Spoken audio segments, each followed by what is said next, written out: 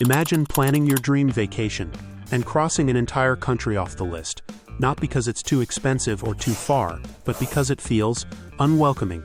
That's exactly what's happening right now. Canadians, Germans, Brits, they're all starting to think twice about traveling to the United States. And it's not just a feeling. Behind the headlines, the numbers tell a story of frustration, politics, and billions of dollars walking away. In fact, travel from Canada to the US has seen a staggering collapse. Flight bookings have dropped by more than 70%, and even road trips, the good old border crossings, are down over 20%. Europe isn't far behind. Across the continent, visits to the US are slipping fast, with German and British travelers leading the retreat. And this isn't just a tourism hiccup. The US travel industry, worth hundreds of billions, is bracing for losses that could top $12 billion this year alone. Businesses, workers, entire regions dependent on international visitors are already feeling the pinch. So today, we're unpacking this growing boycott of American travel. We'll explore what triggered it, how it's affecting real people and businesses, and whether this is just a temporary backlash or a lasting shift in how the world sees America. Let's start with the spark that lit this fire. In Canada, frustration has been brewing for months. It's not just about travel bans or immigration policies, it's about respect. When former President Trump publicly referred to Canada as America's 51st state, it didn't just ruffle feathers, it ignited a national debate. That comment, combined with a wave of tariffs on Canadian products like lumber and aluminum, pushed many Canadians to reconsider where they spend their money. It didn't take long for the boycott to spread. Across Canada, public officials, including the Prime Minister, began encouraging people to buy Canadian and, where possible, vacation at home or abroad. But not south of the border. The response was swift. Airlines cut routes. Hotels in the northern U.S. from Vermont to New York reported huge drops in Canadian bookings. Liquor stores in British Columbia stopped selling American whiskey. Even small breweries joined the movement by refusing to source cans from U.S. suppliers. Meanwhile, across the Atlantic, European travelers were quietly making similar choices. German and British tourists, traditionally among the biggest spenders in the U.S., began looking elsewhere. And who could blame them? With headlines about strict border policies, increased detentions of European travelers, and the general perception that America had become less welcoming, the appeal of a transatlantic trip to the States started to fade. Tour operators in France and Germany noticed it first. Bookings to the U.S. began to slide.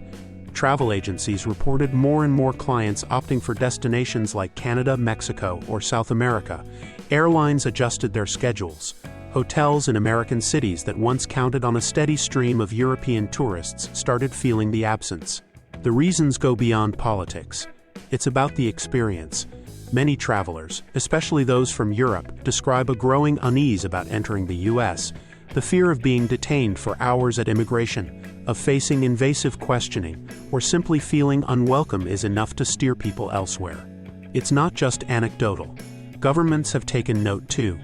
Germany recently updated its travel advice, warning citizens to be cautious when entering the U.S. Others have followed suit, advising travelers to be aware of changing border policies and unpredictable treatment at entry points. And all of this is rippling through the economy. Major American cities, especially those near the Canadian border or with strong European tourism ties, are feeling the effects. Hotels, restaurants, tour companies, the industries built on international visitors, are watching their numbers slip. The World Travel and Tourism Council has already downgraded its U.S. projections for this year, citing the growing reluctance of Canadian and European tourists. Business travel isn't immune either. European corporate trips to the U.S. have taken a significant hit, and Canadian business travel has followed the same downward trend. This isn't just a vacation issue, it's impacting trade shows, conferences, cross-border deals, the fabric of international business. Which brings us to the big question. Is this a temporary reaction, or is it a sign of something more permanent? Some argue this is just politics as usual. Tensions rise, tempers flare, and eventually things settle. Maybe. But there's another side to this. The side that suggests once people start avoiding a destination, once they form new habits, it's hard to reverse. Travel decisions are often emotional. It's about where you feel safe, welcomed, and respected. Right now, for many Canadians and Europeans, the U.S. no longer checks those boxes. The boycotts, the shifting vacation plans, the updated government travel advice, They're all part of a larger picture, a growing sense that America is no longer the easy, friendly travel destination it once was. Could that change? Of course. If political rhetoric softens, if border experiences improve, if trust is rebuilt, the tourists may return.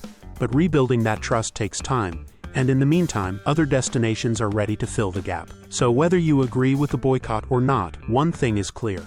The world is watching how America presents itself. And right now, for many Canadians and Europeans, the answer is simple. They'd rather go somewhere else. Thanks for watching.